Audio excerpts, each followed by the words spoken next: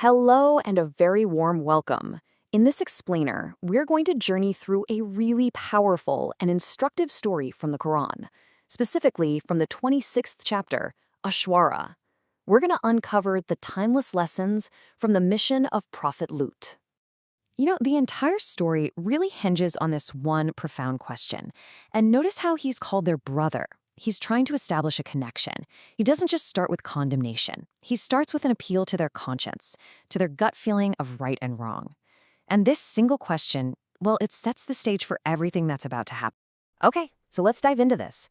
First, we need to understand who Prophet Lut was, and, this is crucial, how he established his credibility before he even delivered his warning. A messenger's character is the foundation of their message, right? So the Quran tells us Lut was a Rasul, a direct messenger from God. But here's a really fascinating detail right from the beginning. The text says his people rejected the messengers, plural. Why plural? Because the core message of all prophets is basically the same.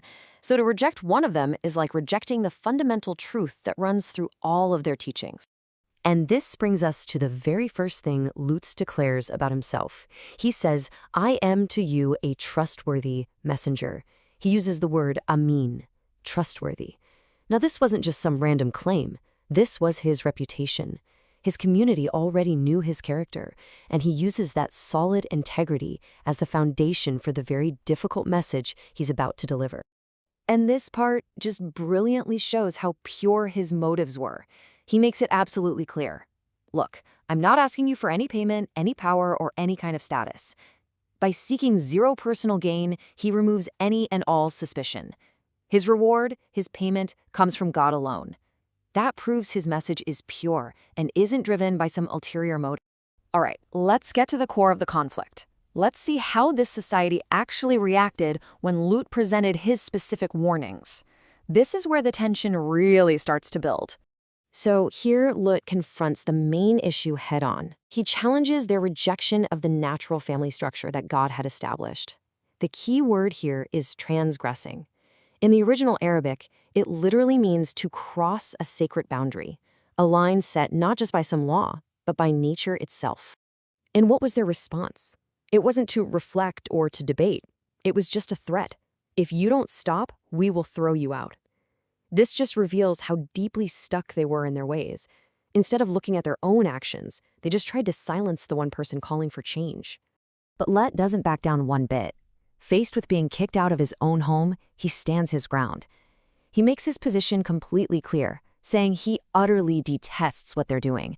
It's such a powerful display of moral courage, choosing to stand for the truth even when you're standing completely alone. Now the story reaches its turning point. Lut has delivered the message, he's faced total rejection, and he understands that the time for guidance is over. So he turns to Allah not for their sake anymore, but for his own deliverance. This is his final heartfelt appeal. He knows that divine punishment is coming, and he prays for protection for himself and his family, the few who actually believed, from the consequences of what the rest of the society was doing.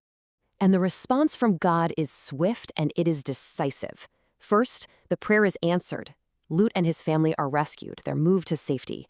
Then, and only then, does the judgment fall upon everyone else, ending in a devastating rain of stones. But there was one critical exception to this rescue. One person from his own household was left behind: his wife. Her family ties to a prophet couldn't save her, because as the Quran explains, she was secretly on the side of the wrongdoers. It's a really stark reminder that, in the end, salvation is an individual thing. So why is this story preserved so vividly in the Quran? It's not just some historical account. Let's look at its ultimate purpose and the universal lessons it holds for all of us.